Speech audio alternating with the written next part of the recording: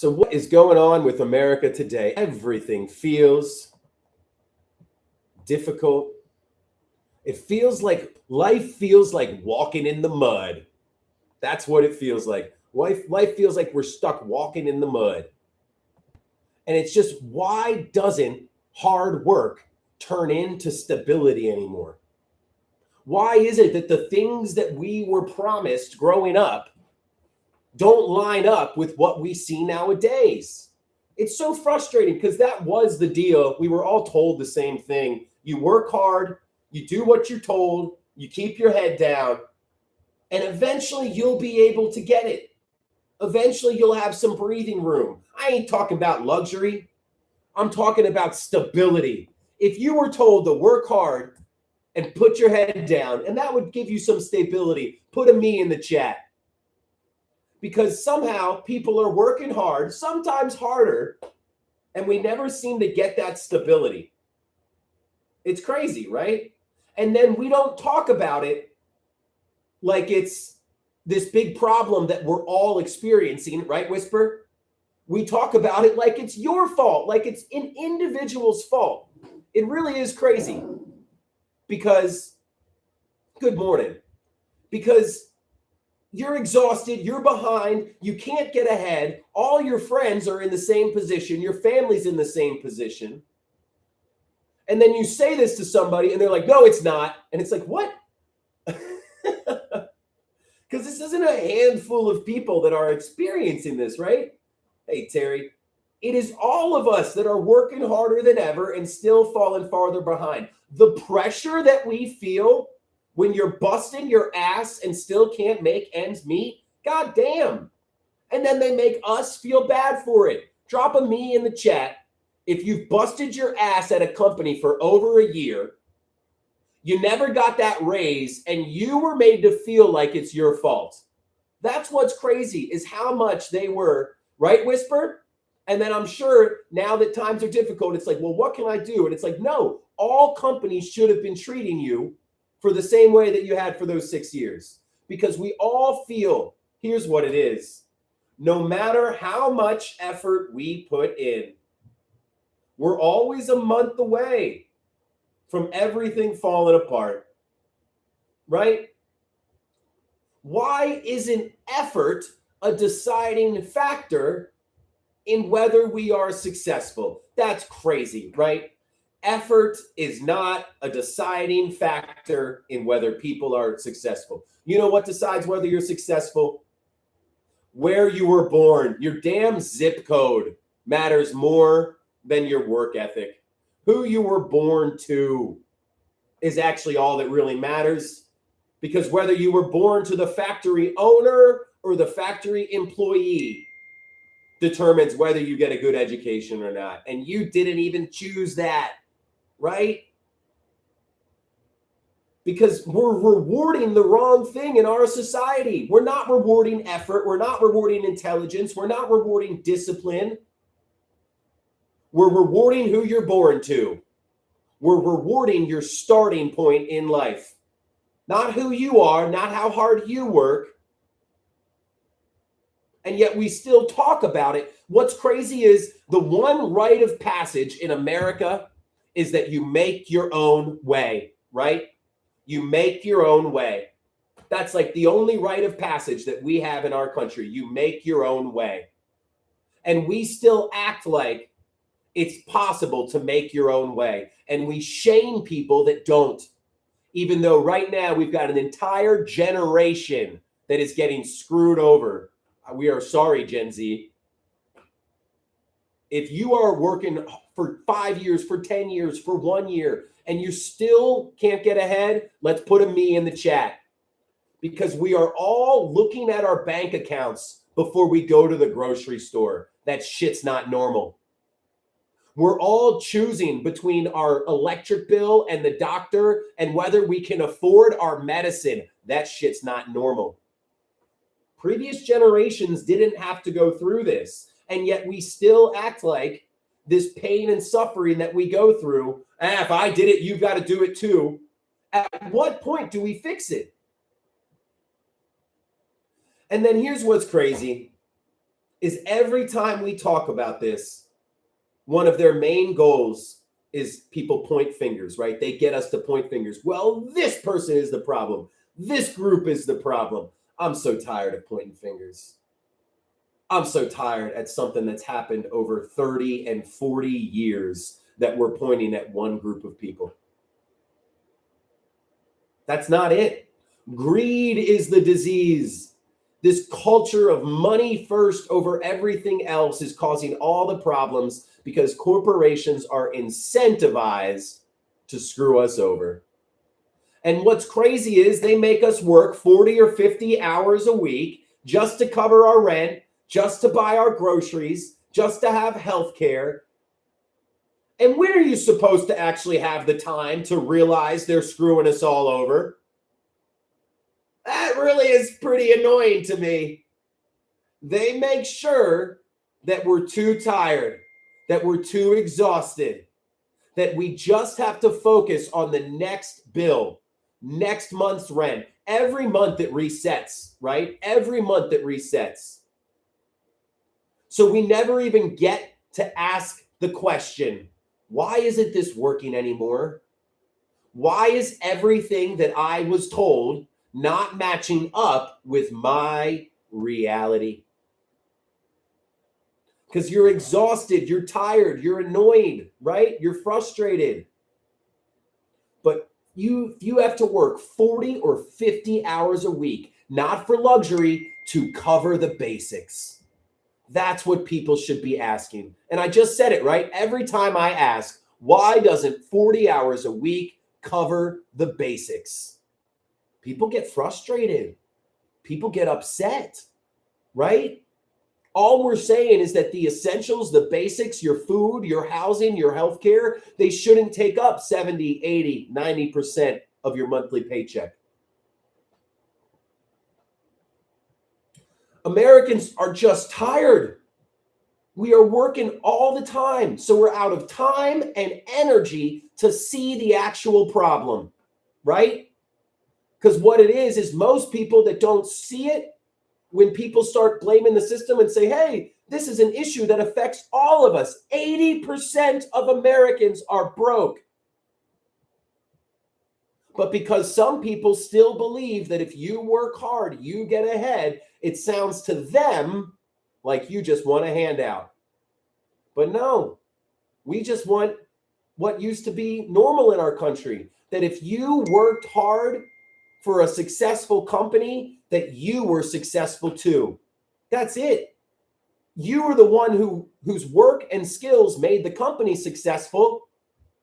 But now, because there's no competition in our society, they don't have to make you successful. Because what are you going to do? Go work somewhere else? They're going to treat you even worse than we do.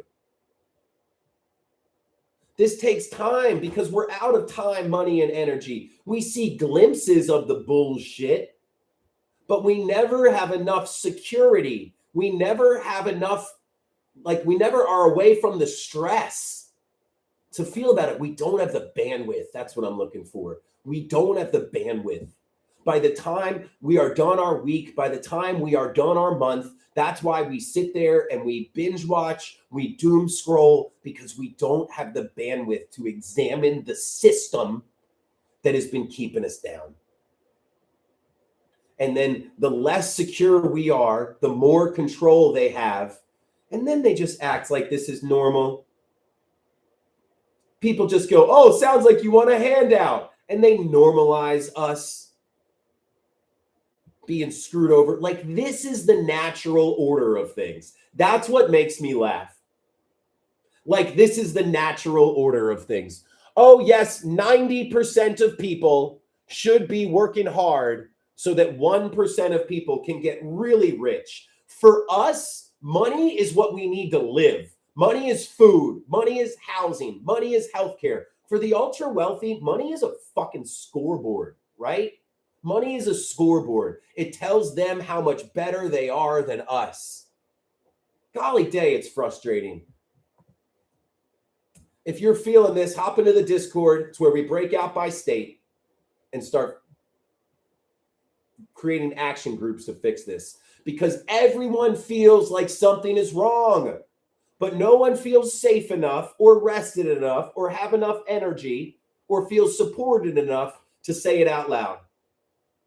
Most of us are standing there feeling the same thing, right? Feeling the same thing. But how do we get out of it? Eric, we go pretty slow during these lives, so I'll be getting back to it in about 5 or 10 minutes. We're going to be getting a little bit deeper, or you can hit some of our clips on the page. So I'm going to be going through everything because we really need to make sure we all have the same disease, understanding of the disease, or else we won't be able to walk towards the same cure. Because let's be honest, most of us, like I said, don't have the time to sit there and think about why our salary barely covers not luxuries, but what we need to live. This is what's crazy. Humans are similar enough. We all need the same things to live. We all need food. We all need housing. We all need healthcare, right? But it feels like living is more like, it feels like living is walking in the mud. That's what it feels like. One thing after another. You can never get your foot unstuck. Or what it is really is it's like we're in this pool and we're treading water all the time. That's what it is. It's like all of us are treading water to stay alive. We're not swimming towards the edge because we can't. We're not building a structure to keep us afloat because we can't. We are just busy keeping our heads above the surface, right? And when you are in the water like that, what you don't have is perspective. You can't look around and see who's the one keeping you in that pool, right? All your energy is to going into keeping yourself above water, not drowning. And you can't ask who's keeping you stuck there. That's the whole point, right? Because if we are stuck there treading water, if we can't organize, if we don't have the time or energy to think about it, we're all exhausted and anxious and we feel stuck, right? And that makes us easier to divide.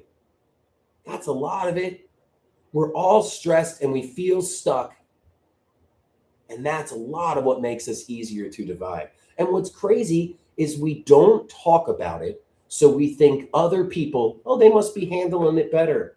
I must be doing something wrong. But they're not. They're just hiding it too. They're hiding their stress. They're hiding their pain. They're hiding their exhaustion. God damn, that's almost like the prevailing feeling in America today, exhaustion. Because when you are an adult, that's supposed to be the payoff. What you work towards is what matters. We were all told the same thing. Do well in school, get a job, work your ass off at that job, and then you'll be rewarded. But somehow the rewards never came, right? We assume we missed a step. We are ashamed that we did something wrong. And that's what is so amazing and so cruel about the system, is that it keeps us just enough to survive, just enough that we're not underwater. Because if we were underwater, we'd be more pissed. But we're able to keep just our heads above the water. But the moment you stop treading water, right? But because it feels like it's a personal failure. Because we don't see that we're not in this alone, right?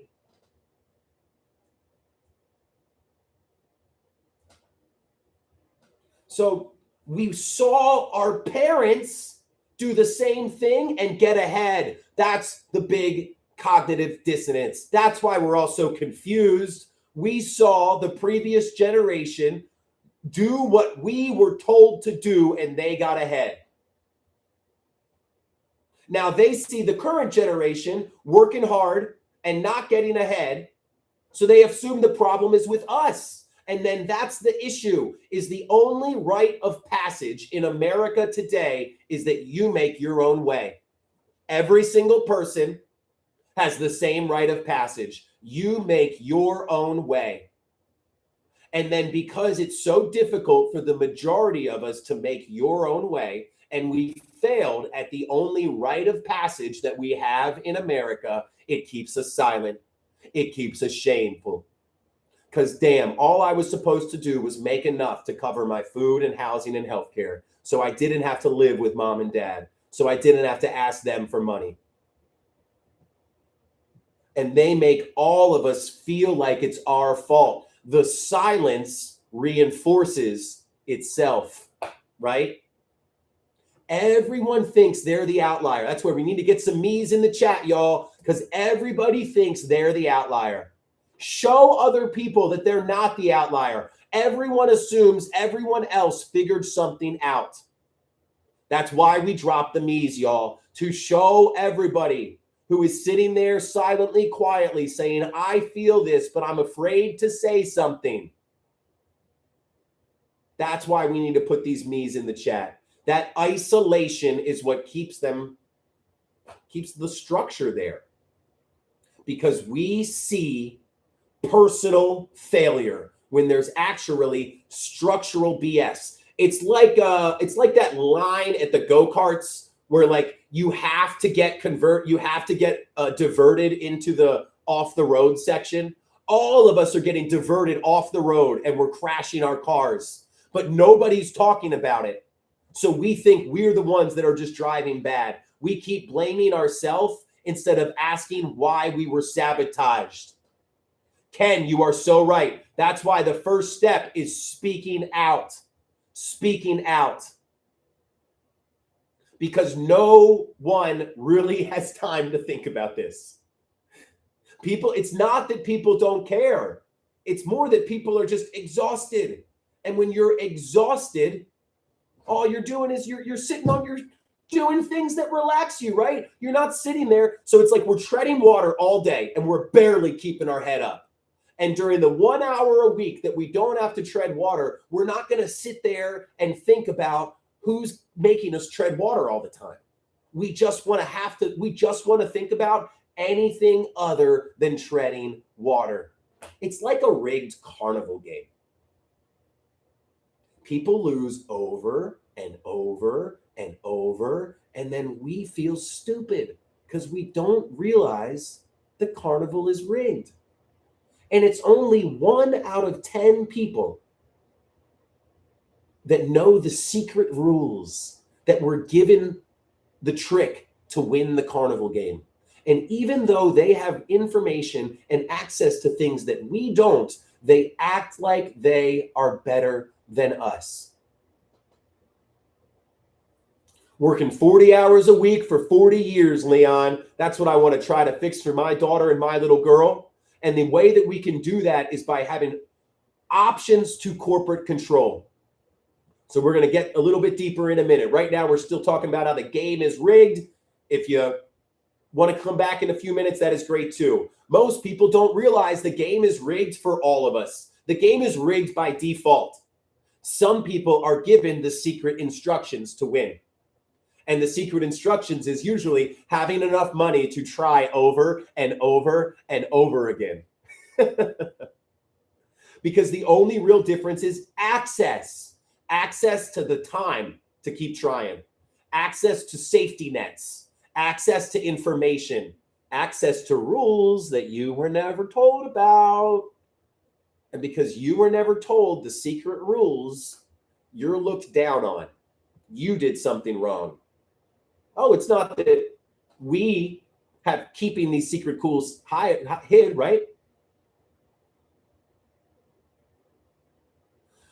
Whisper people will tell you everything, but this is pretty close to the thought process that I took. So absolutely, that one guy. Stay with us. We're going to get to how we can work together to start turning this ship around. Because what's happening is if you're barely surviving and you see someone else doing better than you, what do we think, right? We think they figured out something that I didn't. And if you're doing slightly better than the people around you, oh my God, the easiest thing to think is I earned this. The system must work because look, I did hard work. I did this. Yep. If you're surviving, you made the wrong choices. Yep. That's what the system tells us. If you're barely surviving and you see someone else doing better, what the system wants to make us think is that you made the wrong choices. No, we're all playing a rigged carnival game. But this is how it is. So, Dearly, I'm sorry, I'm going to pick on you real quick because that's what people believe. Dearly came right in. If you're barely surviving, you made the wrong choices. Well, Dearly, we were just talking for about 15 minutes before you came in about how it's not. It's the structure of the system. So why don't people see this? What's going on, right? Because so many of us are like, well, this is obvious as hell. So many of us have our head around going, where's everybody else? We all feel this, right? Let's do something about it. But we all catch pieces of it. That's all it is. We all catch a little bit, but because we're stuck out of time and money and energy, we only see little flashes, these short moments where the game looks rigged, but we're not sure. But then wait, hold on. The carnival barkers, the people running the games, loudly, constantly, always. What do they tell us? It's your fault the game's not rigged. It's your fault the game's not rigged. If you're falling behind, it's your work ethic. I mean, somebody came into the chat and just did it, right? If you're struggling, you made the wrong choices. If you're stressed, you need to grind more. So even when something feels off, we just push it down. Because what are we trying to do? Just freaking survive. My God, that's it. But then when we point out that the cost of living and the average salary is almost the same, people say, no, that's not your reality. And it's like, no, this is just all the averages. Because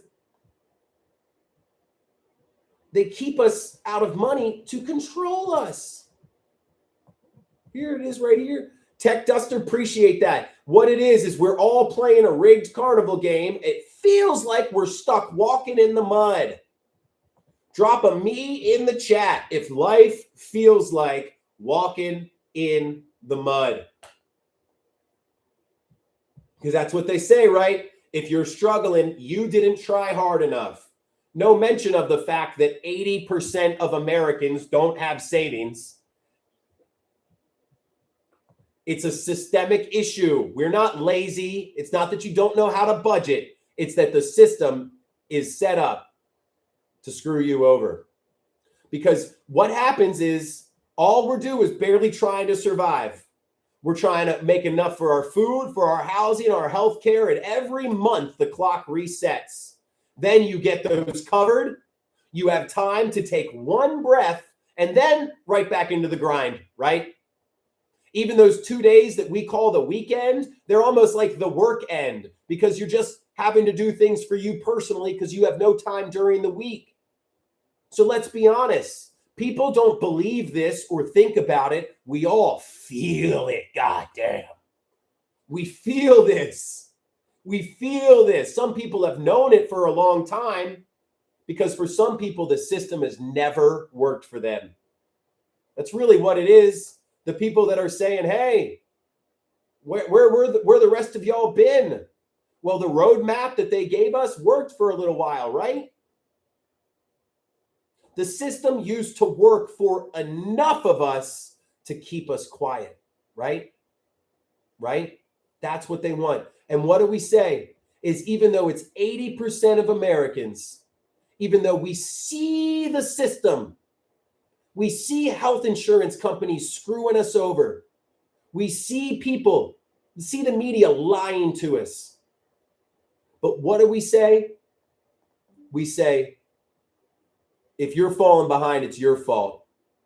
Even though your zip code determines more of where you'll end up than your work ethic. That's all that we're saying.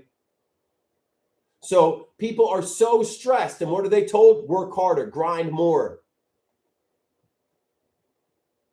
Because the system protects itself. Because this is all that people have ever known. And really, a lot of times, those people are just scared, right? They realize they're just scared.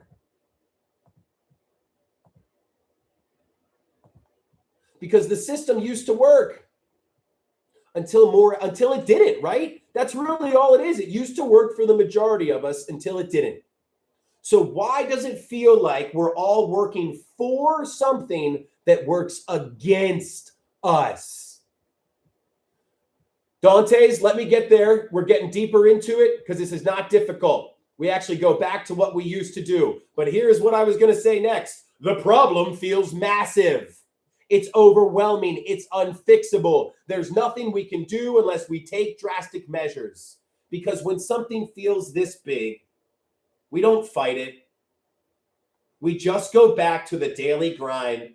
We ignore the fact that we are stuck in a pool treading water, and we just go back to treading water. Because what else are we going to do?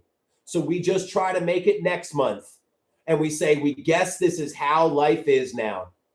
It wasn't like this for our parents. God damn, think of how great our grandparents had it. They could afford life on one salary. Housing was cheap. Jobs were plentiful.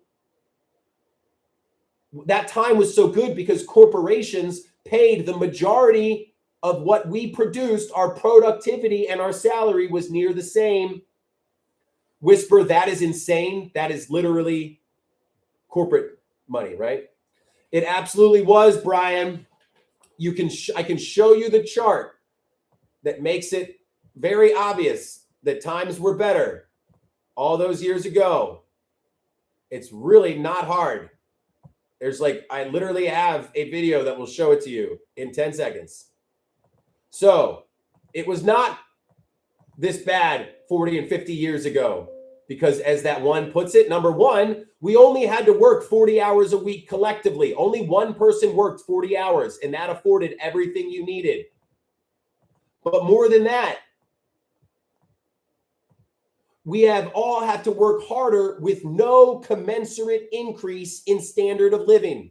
So the red line is money we are paid. The blue line, money we made for the company. So it starts in 1980. It used to be that our productivity that we made matched what we were paid.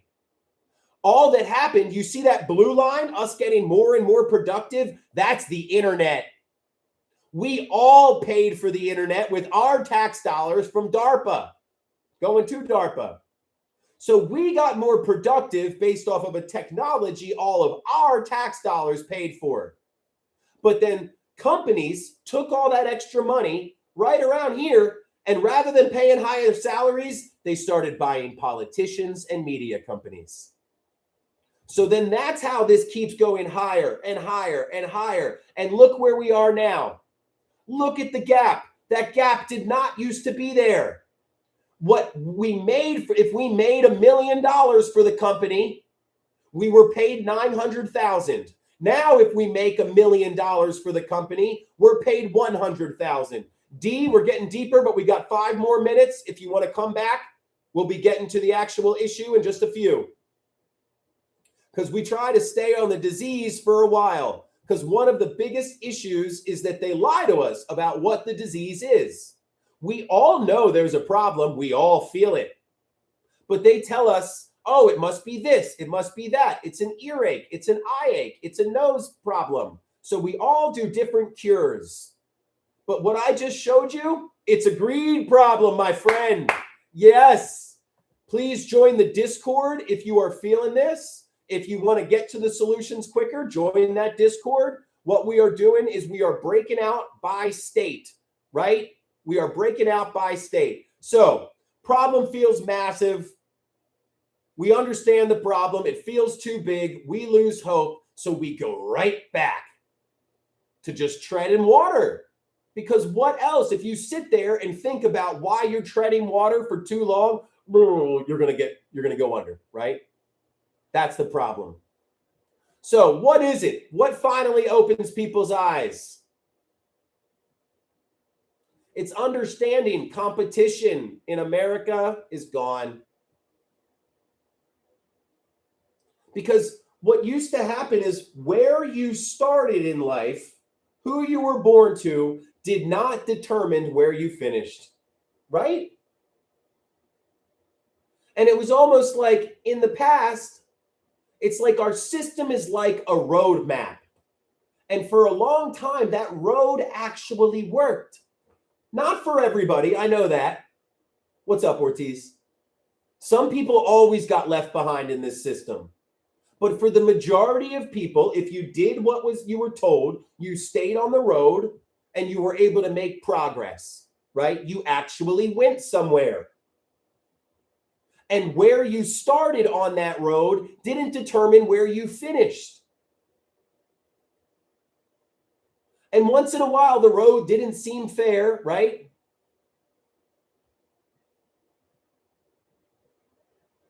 So if you don't agree with me, stick with us for a little bit longer, because we'll be driving down on the issue and seeing why it's a systemic problem.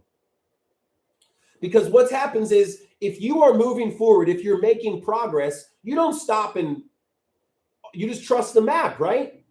But here's what's changed. Now everybody is following the map and we're driving off the road. Isn't that crazy, Ro?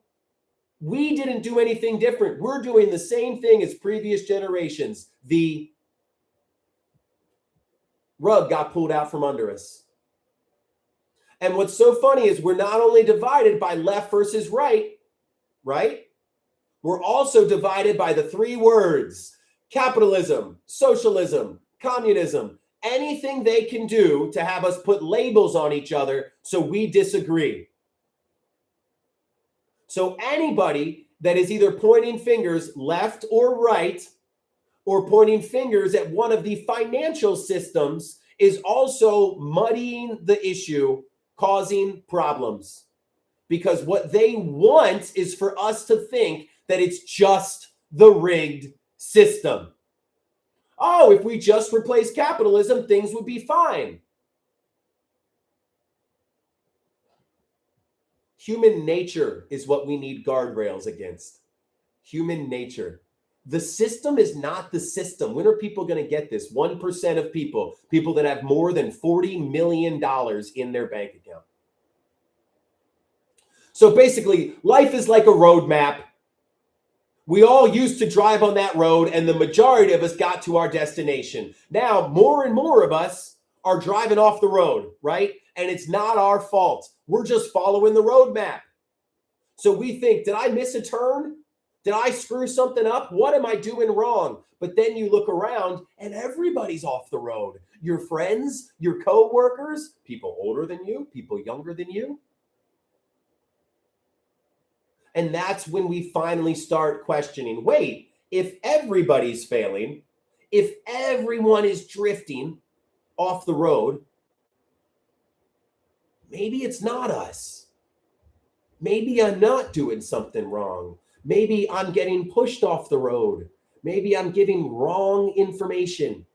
It's not because you're dumb. It's not because you're not paying attention. It's not that you need to work harder or budget smarter.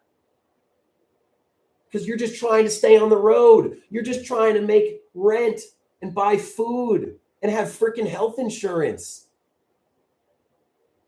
You don't have time to question the map itself. We're too busy just hanging on.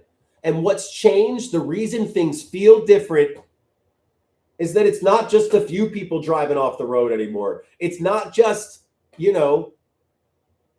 minorities and oppressed populations that are being pushed off the road. It's everybody. And what's crazy, the road keeps getting narrower and narrower, and it's failing people constantly. There's no more exit ramps. There's no more rest stops. And the guardrails are there not to protect everybody. The guardrails are there to protect a small group of people. And everyone else just fails. And then you're made to act like, and then you're made to feel like it's your fault for failing. It's your problem, right? And the wild part, we act like it's normal. Like it's just traffic causing these problems. Like it's individual mistakes from ruins to roads. Appreciate you. Because it's not individual mistakes. The road has changed underneath you. Everyone was told, work hard, get an education, keep your head down, and you'll get ahead. We were all told that. but the rules shift mid-trip. The same map no longer gets you to the destination. And when everybody is off the road, at some point you stop blaming the drivers, right? Some point you stop blaming the drivers and you start questioning the road. You question what's going on. Because the fewer people that it works for, the more obvious it becomes, right? That's the problem. Slowly, quietly,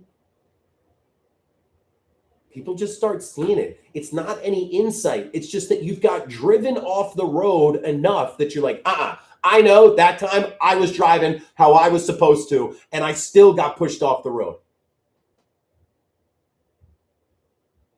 But what it is most people are just trying to stay on the road. Most people are just trying to keep their head above water. And that's where I think most of us stop, is seeing that the system is rigged, that there's a big problem. And that's where the difference between giant corporations and small businesses answer a lot. Because your job probably isn't paying you enough, but you're working for a company that is super successful, right?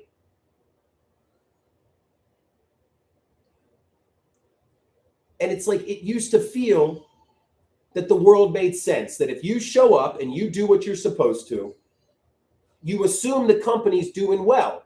They offer good products, they treat people right.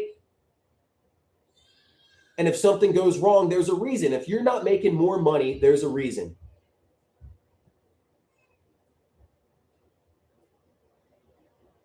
And that's not the case anymore, because we feel like the same rules apply to the big businesses as it does to the small businesses.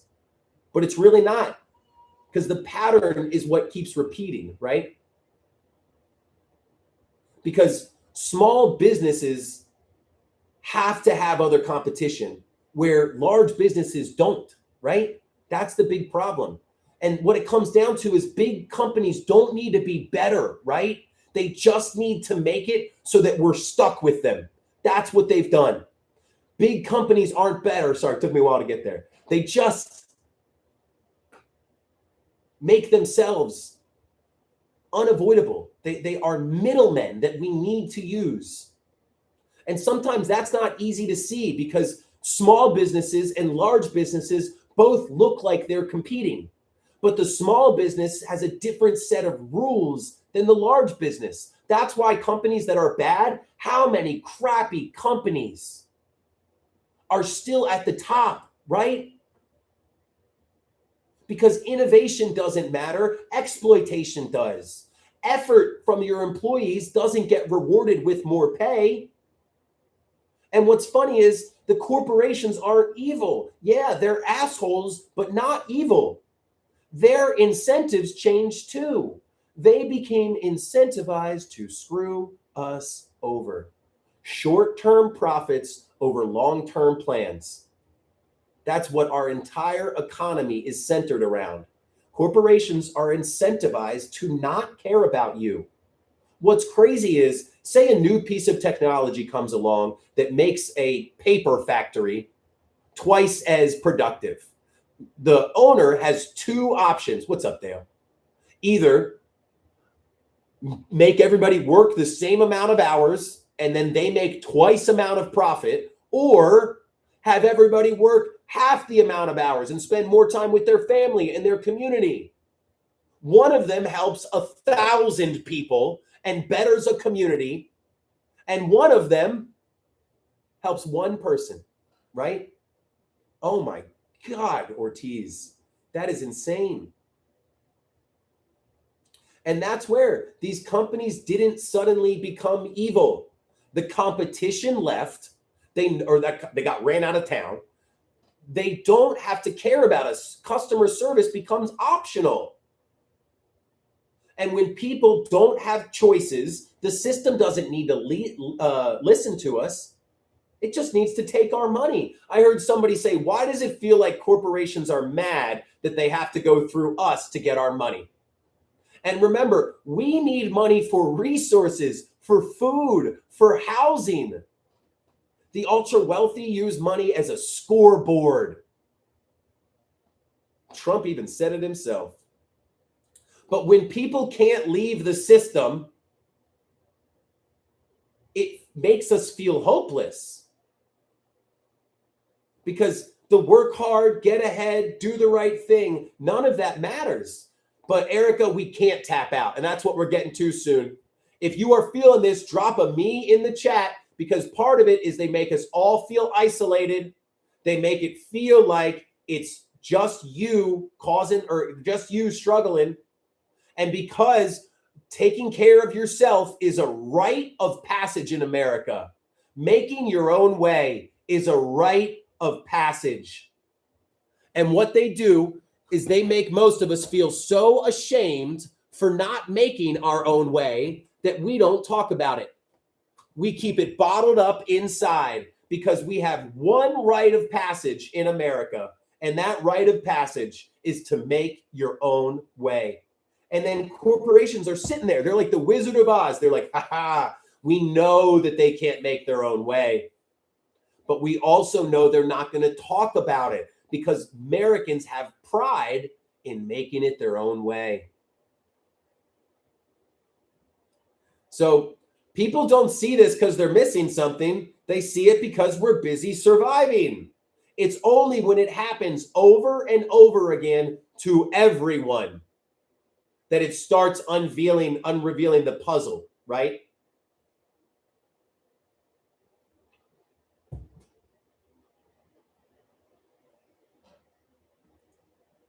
Because what we need to understand is that our issue isn't just with the massive companies screwing us over. It's that we rely on the massive companies screwing us over. Those companies control all of our food. They control all of our housing. They control all of our healthcare. And they don't even have any competition. So they don't care about the products that we receive, the customer service that we get. You don't need anyone to be good. You just want them to be replaceable, right? As long as you have control over the essentials, over food, housing, and healthcare, people always stay in check, right? If you firing somebody or not decides whether they will have enough to have a house next month, you're going to be able to manipulate their behavior, right? Because basically when there's no competition and when there's nowhere else to go, hard work stops being rewarded.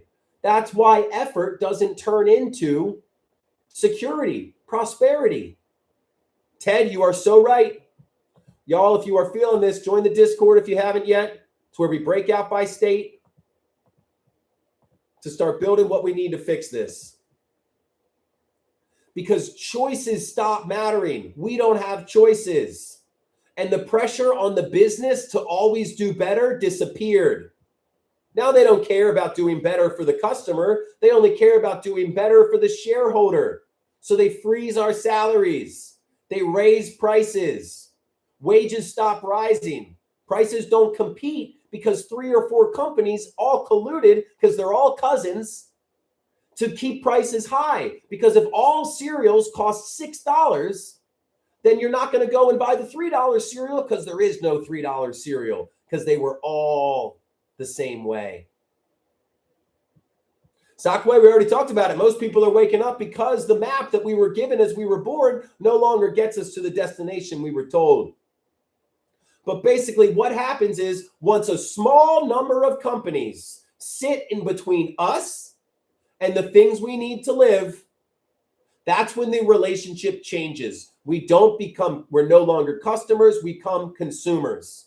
It stops being transactional. It's not about customer service. It's about taking our money. Because they know, look, you have to buy this food. You can't boycott food. That's why we make our food $20 a pound. That's why we make our food so expensive. You can't boycott living in a house. That's why we are driving up the price of housing everywhere, because housing gets paid to the corporations, whether you're paying rent or whether you're paying a mortgage. Both are going to big corporations. And then here's what's crazy.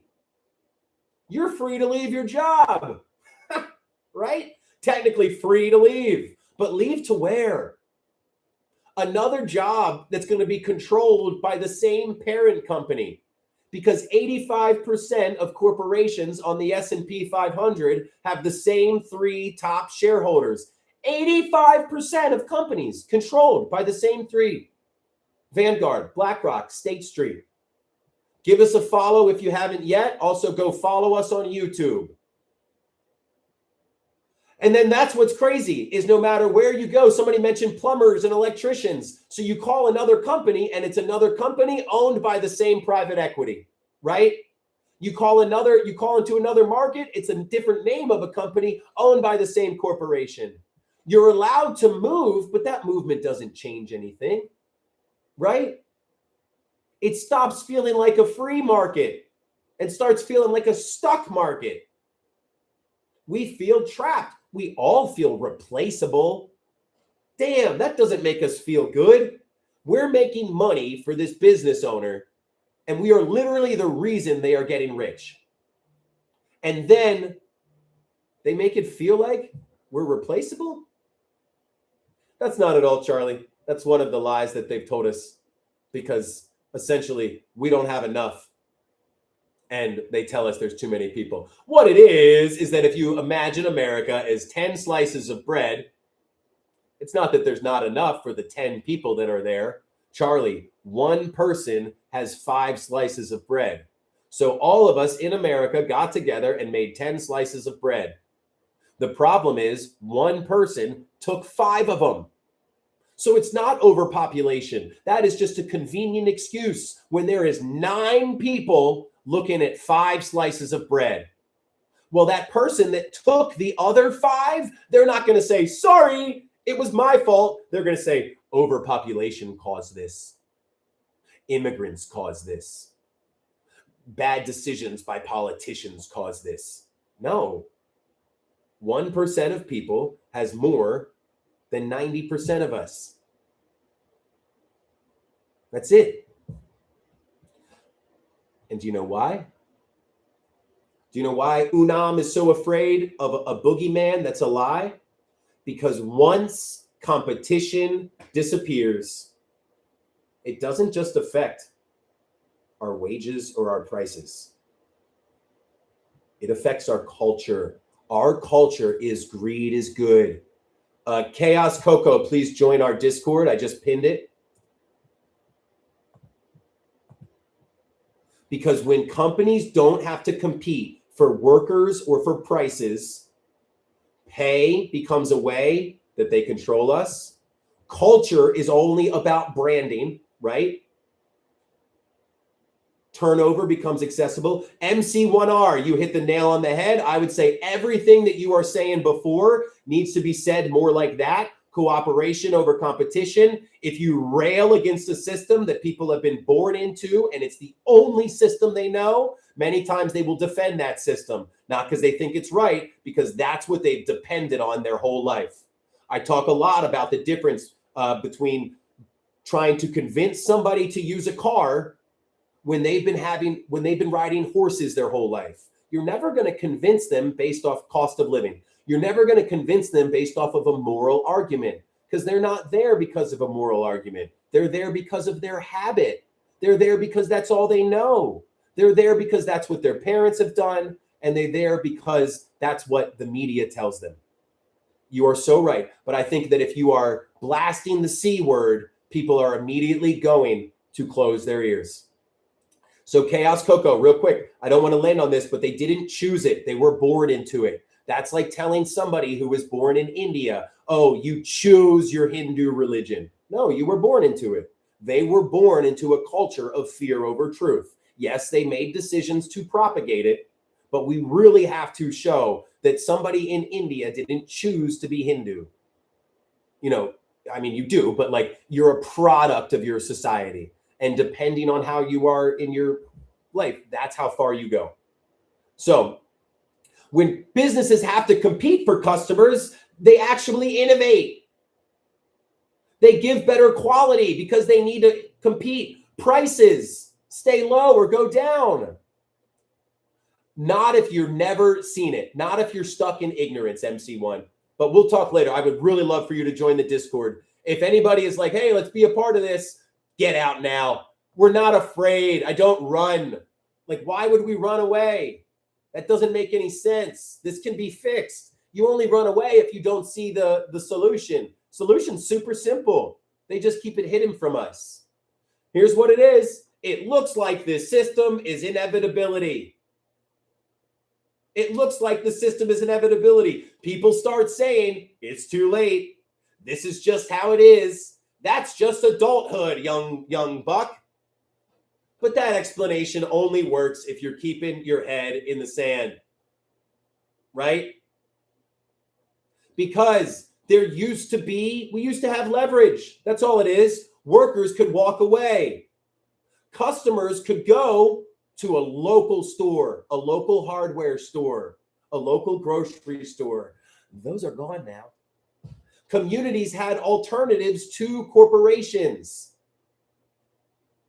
And because communities had alternatives that cared about them, that kept pressure on the corporations to keep wages high, prices low, continue adding quality, and continue competing. So instead of companies responding to people, we start doing their bidding. We have less time to ourselves. We work more. Even though we're working more, we're not making any more. But then our salaries stay the same because they can't lower our salaries. What they do is they slowly click up the cost of living, right? Whisper Bay, all corporations did, but we're getting there. No one is self-sufficient. That is a joke. You don't pave the roads you drive on. You don't build the car you ride in. You don't build the house you live in. You don't pick or grow the food that you eat. Nobody's self-sufficient. Everyone depends on everyone else. But that's what they tell us. You need to manage your stress better. You should go get a better skill. You should hustle harder. Oh, just budget better. But none of that addresses the actual problem that our salaries are almost the same as our cost of living, right? And this is why it's not a moral issue. It's not a moral story. This is like a mechanism.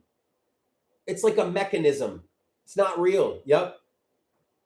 Once all the competition went away, the system stopped caring about us because they knew we depended on it for our food and our medicine and our housing. So they're like, damn, if we just make people dependent, we don't have to try to keep them as our customers. They're just dependent on us, right? And that's really the issue. Everything started behaving differently, but we pretend like the old rules still apply. It's both sides, left and right. If you are literally pointing at either political side and you think either political party cares about you, this probably isn't for you. Because corporations don't care about you. Corporations don't care about your family. Corporations don't care about your community. MC1, they made so many things necessity to human life and then jacked up the prices, right? Johnny, would love for you to join the Discord. Chaos, I think you're already there. Appreciate you all. MC1, same as well. Y'all, we got almost 100 people here. If you are feeling like you want to push back, but you don't know how, you're sick of the same old activism, and you want actual shit that will get stuff done, that's what we are doing. So what happens when competition goes away is people become fearful because we don't have any options. I keep thinking about the companies that control all of our medicine. You know what they could do? They could say at any time, stop protesting or you're not allowed to buy your insulin next week. Stop protesting or we're not going to sell you your medication for a year. Stop protesting or you're not allowed in any corporate grocery store. They could do that. And yeah, it wouldn't be the end of it. You could go find a local grocery store. You could go find some small local pharmacy, but they could literally think of CVS and all the other corporations. I haven't even checked, but I guarantee that they all own a piece of each other. Vanguard, BlackRock, and State Street. And they all have the same owners that are all intertangled. And all they have to say is, nobody's allowed to shop at our pharmacies anymore if you're out there protesting. We'll use facial recognition to identify you. Right? You're right, Dale. Me too. Because right now, the more and more people they drive off the road map, the more and more people understand you're not a bad driver. The more and more people that go underground. Oh, Bumblebee, hey. The more and more people that understand I wasn't not treading water hard enough. They kept the water level rising. So what it is, scarcity creates fear. That goes back to imagine America, 10 slices. Imagine the American economy is 10 slices of bread, and all Americans work together to bake those 10 slices of bread. Well, the problem is one person took 5 slices. So there's scarcity because the other 9 people are only looking at 5 slices. That's so true, Nunya. There we go. They're not the billionaires, they're the hoarders. Because we all work together to make those 10 slices of bread. But that one hoarder took 5 slices. That means there are 9 people that only have 5 slices left. That's why we're so easy to divide, because we're looking at each other and we're saying, some of us ain't gonna eat. And then we're so upset and confused because some of the people that are doing the actual hard work to make the bread are no longer living because they're not hungry. Peter, I talk about this every day. I'm here at 11 a.m. Eastern. We have a Discord group where we've got plenty of infographics and information that share exactly what I'm talking about. Because the whole goal is not for me to keep saying this. It's for all of us to start saying this. Because this is the issue that is in our country. We just need to get it out there. Greed is the disease. There's no competition. The lack of competition makes it so that we don't have any salaries. And when we don't have any salary, we don't have any money, we lose all our control. Because the strongest thing that we can do, either economically or politically, is to say, screw this, I'm going home. It's to sit our asses on the couch, right? But if we don't have 6 months of savings, we can't sit our asses on the couch. So politicians and corporations work together to make sure that we don't have enough in savings. The way that we fix it is we build alternatives to corporations, because striking and boycotting really does work. But if we can only strike and boycott, if we can't strike and boycott the things we need to live, our food, our housing, our healthcare, corporations know that that strike and boycott doesn't really have a lot of leverage, and it will never be sustainable. And it's only through a sustainable strike or boycott that we can actually move the needle. So let's get back into what we were talking about. So we meet every single day at 11 a.m. here on TikTok, on YouTube, on Instagram. We meet every single Sunday at 7 p.m. called our Citizens Assemblies, because what we do, this is our national meeting. But what we need to do is break out into states. And that's exactly what we are doing. We are breaking out into states. And we break out into states because we can form our local action groups. That's what we freaking need. It's not for us nationally figuring out you and your state. So the Discord, we have so many people. You will find people in your state. We will start coordinating with them to build local options. We have the blueprint for those local options ready to go. We just need people that have some desire to build it. Because systems do not get fixed, y'all. Systems don't get fixed. They get replaced. People don't all of a sudden get convinced to leave a system they've always known. A better system comes along. People weren't convinced to switch from horses to cars. They just built the car, and when people saw it was better, people switched. Nobody called us up and made a moral argument for switching from cable to streaming. Streaming was just a better option. And the best part is, when you are doing something that is non-political, when you are just trying to build a better option for people, it doesn't matter what side of the aisle you are on. Because what we are doing is we're just pointing out that corporations are freaking middlemen. They offer nothing. You are the one that needs food to live. There's somebody in your community or near you or somebody just like you who is growing the food. Corporations 40 and 50 years ago were like, hey, rather than you finding 10 different farmers, let us go to the 10 different farmers. We'll buy all their food and put it in a centralized location for you. And for a while, we were like, okay, the owner of that company has been a part of our community for a long time, and they wouldn't do anything to, oh, the owner died. Oh, the owner's son took over. Oh, they sold it to a private equity? Oh, God. This private equity firm controls all our food? Oh, man, that's not good. What do we do to push back against this? Oh, we need to strike. Oh, nobody has enough savings? Oh, the corporation purchased all the politicians? Oh, and now they own all the media. Oh, dang. It feels pretty hopeless. Right? So what ends up happening is that when money is tight, when shit feels unstable, when healthcare is fragile,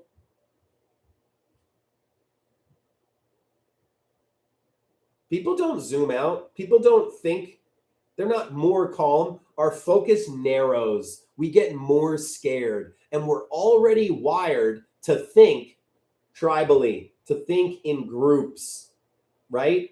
So when 9 of us are only looking at 5 slices of bread, and we do not know that the one person up top is the one that took the other slices, what do we ask? Who is the threat? Who is the threat? Not what's causing this, not what changed versus our grandparents' generation, not who is benefiting from this, right? All that we say is who's taking what I need. Who is taking what I need? And that's where it gets dangerous. That's where we start pointing the fingers. Because Cassandra, what you said is not what most people conclude on, especially when the media is lying to us about it. Because once people are looking for a problem and looking for someone to blame, then when the ultra wealthy give us someone to blame, we are very receptive to whoever is the loudest or the most emotionally satisfying. And I think that can explain the orange man for a lot of people. Everybody felt the scarcity. We didn't ask what changed over time, who is benefiting from this. We asked who's causing the problems, who's the threat to my family, who is taking what I need. And the current admin came in almost 10 years ago now and said, those people are. So it's another group, another ideology, another country, another culture. It's another set of people that are doing something wrong. And their lies have just enough truth in them to feel real, to feel true. T Domino, hop in the Discord. We go a little bit slower on these lives because we got to all hone in on the cure. Hop in on the Discord and you'll start feeling better. Because what they do is they want our fear to grow. What currently our government is doing, it has turned the fear into anger and that anger into hate. That's the only way that we can have this police force roving around our country hurting people. Because fear on its own doesn't divide people. Fear creates people who are looking for villains. And once we are looking for villains, somebody will always supply us with one because that's how they control us. There you go, Ted. Especially when the institutions are failing, when the economy does not provide opportunity, when the media separates us into different realities, and when politicians no longer work for the people, but they work for profit, nobody asks anymore, why is this happening? Why do we feel squeezed? Instead, we ask, who's being lazy? Who's cheating the system? Right? What other country is doing it? It's Americans. 1% of Americans have as much as 90% of us. China ain't have nothing to do with it. If American economy was 10 slices of bread, one person would have 5 slices. And the other 9 people would have 5 slices. That's it. The system used to work for us because we are the system. But now the system works against us. Let me say it again, though. We are the economy. All the economy is a bunch of freaking companies. And what our companies are, it's you and me and us going to work every day. And then we make sure, MC1R, it's literally 1% of people in America, $50 trillion. 90% of people, $50 trillion. So if you take 1% and 90%, it's not perfect. But if you make it, that's 91%. If we take that 1% and alter it into the 10%, they'd have even more slices. But we're just doing the 1% versus the 90. 1% has 50 trillion, 5 slices. 90% has 50 trillion, 5 slices. So together there's 10 slices. 1% is taking 5. The government works for corporations. They are controlled by the people that pay their campaign funding. Campaign funding is who the politicians are beholden to. Cassandra, one of the biggest things that we can do is change our government locally. We'll be getting to that.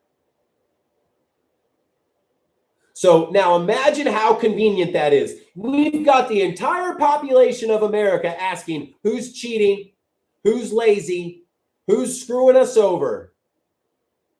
Because as long as we are pointing fingers at each other, as long as we are arguing about symptoms and identity and surface level causes, nobody ever looks up, right? They want us pointing fingers anywhere except up top, right? Because then people aren't asking, why am I feeling so secure? Jesse, we have a group and a community where we meet. First of all, I'm here every day at 11 a.m. Eastern. We have group meetings every single Sunday at 7 p.m. Eastern. And then we've got our Discord where we are growing and building by state. There are so many people that feel this. We just need to come together. I must have gotten rid of it. And that's what we're doing in the Discord, is we are breaking out by state. So what people are, when we are sitting there drowning and we're barely treading water and we don't have perspective because we just want to keep our heads up, and then we hear the very same people that are filling the pool, keeping us treading, it's these people are the problem. It's those people are the problem. We become reactive because we're afraid. And that's where Western defense, you're going to get muted if you don't stop being reactive and afraid and pointing fingers. Because, man, I think everybody here is tired of pointing fingers. Really. This has been happening for 50 years. It's not one group. And there you go. So that's where, y'all, if people don't understand this, if people still have their head in the sand, we don't need to spend the time arguing with them, right? Because they're never going to leave a system that they depend on for survival. They will always defend a system they depend on for survival. Y'all, if we were talking about a car and tried to explain somebody in 1890 who has never seen a car, who's grown up with horses, who loves their horse at home, who their horse does everything they need, you're never going to convince them that a car is better. You're never going to convince them that a car is better, right? So what you're reading, you're so right. And MC1, what we need to understand is that when we see that, it's not that their credibility goes to flat earth, which is true. It's, oh, this person isn't ready for what we're talking about yet. Because we all feel that greed is the disease. This is the perfect time. Here we go. Let me bring it up. We all feel like greed is the disease. But here's the actual problem. This is why nothing changes. Because people are on this spectrum. Number one, they might not be on this spectrum at all. They might just think that people are lazy and people are liars. But then what it is they think it's other people's fault, or they think it's us doing something wrong. That's where most people are, because that's what the system tells them. Oh, you're still treading water? Why the heck are you asking the question of why am I stuck in the pool in the first place? Why the heck are you asking the question of who keeps filling this pool up with water? It's just your fault, and you're looking to blame people. That's where most people are at. This is just me. I must be doing something wrong. If I work harder, if I budget smarter, if I do everything right, I will make it by. Nope. We try that for a little while. We realize nothing changes. And then, oh, it's the system's fault. And a lot of times it is. But we have to understand that some people are never going to get on that spectrum. So when that person was in here talking like that, they weren't at the beginning of thinking it was their fault. They are still stuck in the mindset of this is other people. Yep, there you go, Jesse. So that's the kind of person you just never want to talk. I mean, they're a fine friend. They're good. And it's only when it starts affecting them personally, will they ever start seeing it and understanding it, right? Oh, they are treading. And they think because they're treading, or, because they're getting farther than the rest of us, that it's all of us having a problem. What it's really is, should be easy for people to see is that, no, we were all given a roadmap. It's just that 1 in 10 people get the roadmap. Yep. Because, Cassandra, in America, our only rite of passage, one of our only group things that we do is you take care of yourself. You work hard enough that you take care of yourself. Absolutely, Nanya. And it's not even luck. It's that your work ethic used to matter. Your work ethic doesn't matter because there's no competition. And because there's no competition, we can never get ahead. And luck matters, but we should design a system so that luck doesn't matter, right? Well, Jesse, there you go. Some people were given it, and I'm sure they had some money as well, too. And that's what this is really all about, Joe Ma.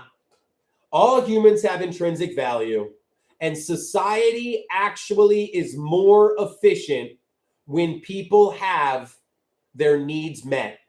So we believe that you teach a man to fish, you don't give them the fish. But if somebody who you're teaching to fish doesn't have any food, well, they're just going to be thinking about being hungry, not learning how to fish. If that person that you're teaching to fish doesn't have a house, they're just going to be thinking about where their house is going to, where they're going to sleep that night. They can't learn how to fish. So people are more efficient when their needs are met.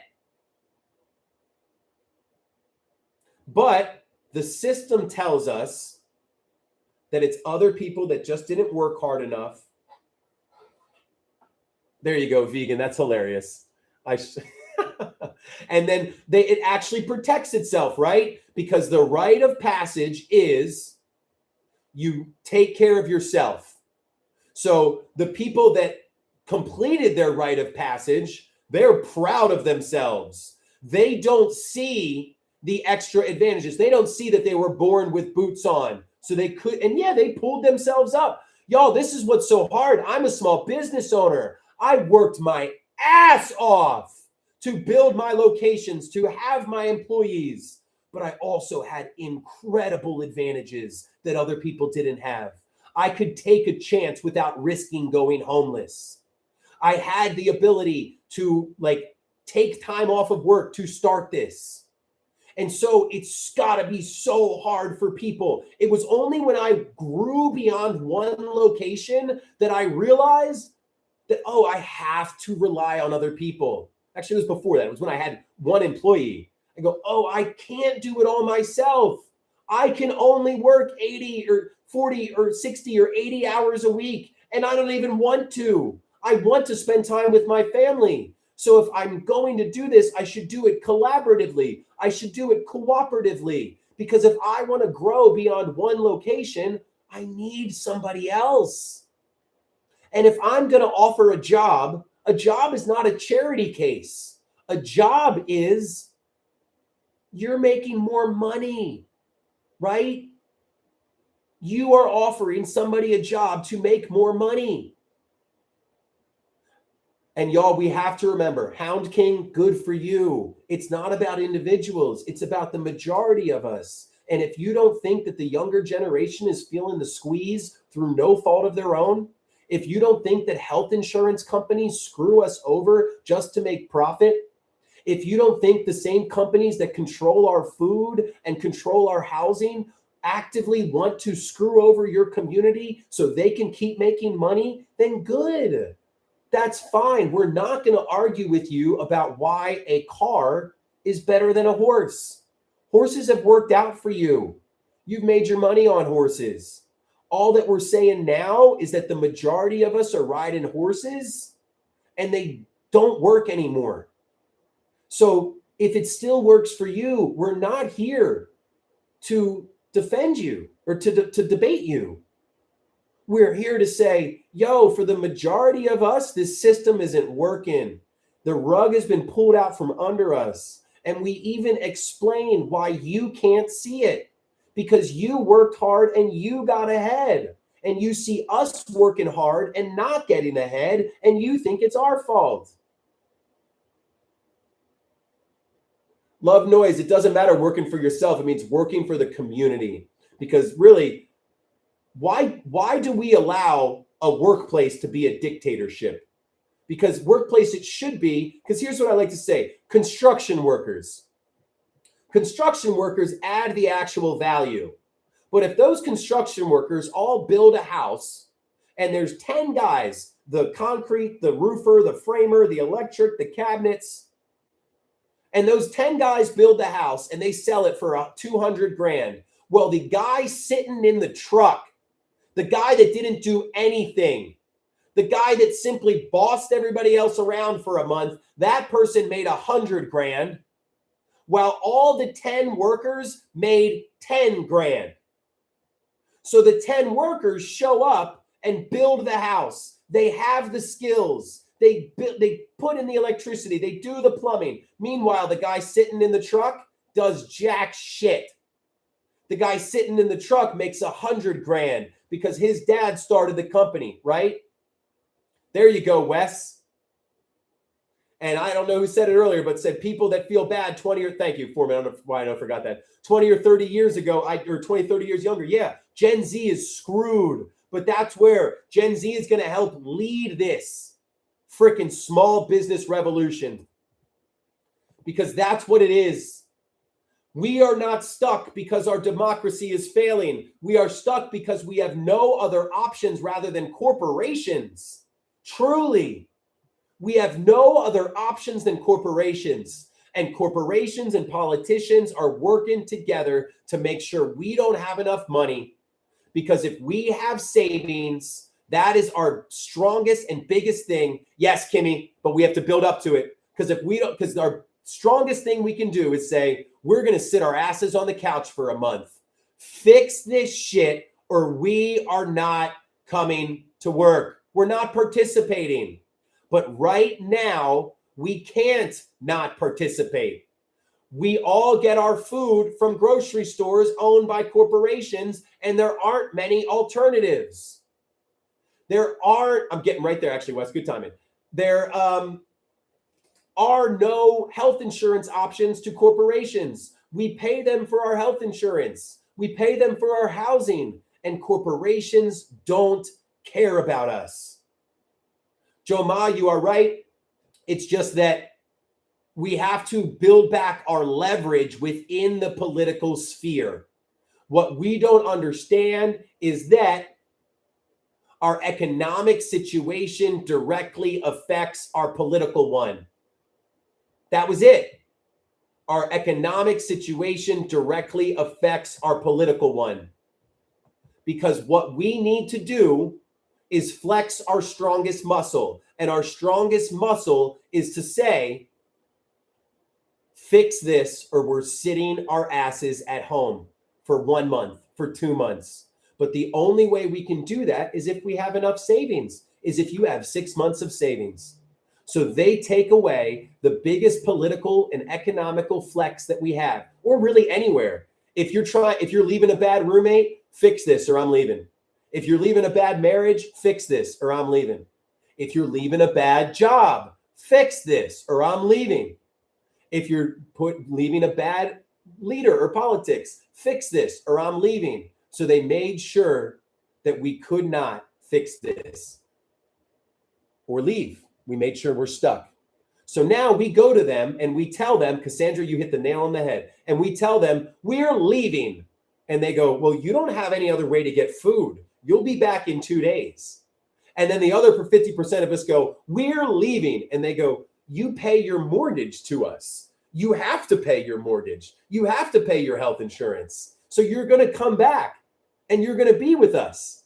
Because where else do you have to go? We have to build the where else we have to go. That's what we're doing. So we have to understand that corporations are just middlemen. Corporations add no value, right? Corporations add no value. Jesse, yeah, we're not talking about, we don't use any of the old systems names because the old systems don't work. It's not going to be just one. What's the best kind of food? What's the best kind of music? That shit is fusion. This is fusion. It's basically, if we think about the role that corporations play, corporations are really powerful middlemen. And those middlemen actively screw us over. What if we had middlemen that actively watched out for the community? What if every single zip code had a community coordinator? And that community coordinator's job was to make sure the community had enough food for a 3-month strike. To make sure that the community, that if they wanted to come and take our housing, that you'd have to go through us first. That the community took care of themselves when it came to their health care, right? Not at all. I want 1,000 small businesses. How do you not see this? I don't want the government taking control of our food. I want 1 million small business owners to say, I can be a local food distributor. I can compete with the corporations, not because I'm bigger, because I'm smaller, because I will care about every person that gets their eggs from me, every single one of them. Y'all, I have a very successful business, and this is the strategy that we take. We give a shit harder and longer and better than everybody else. That's what it is. We recognize corporations are middlemen that add no value. We grow the food. We buy the food. Corporations sit in the middle and take all the money. We are the doctors and the nurses and the healthcare providers. We are the ones that also pay the doctors and the nurses and the healthcare providers. The corporations sit in between and take all the money. They don't do anything. I already explained the foreman, the electrician, and the plumber, and the concrete guy, and the framer. They do the work. The foreman sits in your freaking business, or sits in the truck and takes all the money. And that's where Kano, it's individualistic by design, because the people up top are cooperating together to make sure the rest of us stay competing. And we just have to understand that the more that we depend on Cassandra and all of us together, our power comes from cooperating. Our power comes from interdependence. The corporate system wants us dependent on them. The way we reduce our dependence on corporation is we start depending on the people in our community. Because guess what? That's where the corporation buys their food from anyway. Someone in your community. That's where the corporation, they don't provide you with health care. A doctor does. And that doctor was born and raised and lives in your community. And that will work because all that this really is, all that what I'm saying here, the local food distributor, this is the same role that a grocery store takes. It's the same role in society. That's where, kind of calling out the system doesn't make sense because there's always going to be people that need things and there's going to be people that build and offer services and there's got to be people in between that connect them. It's just that the people in between should be watching out for their community. Their incentives, that's the problem. The incentivization is wrong with corporations. What if we incentivize healthcare that we incentivize healthcare industries if you can raise the age of living or the age of death in America, then we'll pay more, right? For people that have our food, if you can secure food for the next 20 years, right? Then we'll pay you more. Then you make more. You align incentives with what is good for the community. Well, Wes, I hope you like it because I was just so sick of these groups protesting and not realizing that power doesn't lie in politicians if politicians work for corporations. That's all I kept thinking about was politicians work for corporations.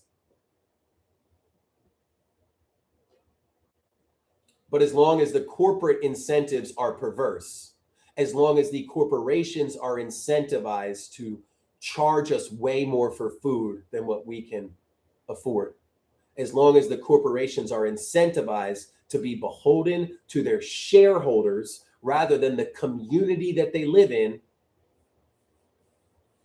that's why we need realigned incentives, because it's not that we are going to go back to people going and shopping at farms. It's not like you go directly to your doctor because listen, the farmer doesn't want to market and find a bunch of customers and do all this. The farmer wants to farm.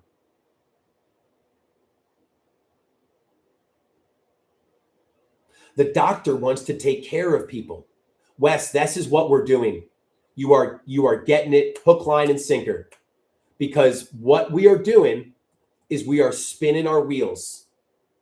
We all are sitting there.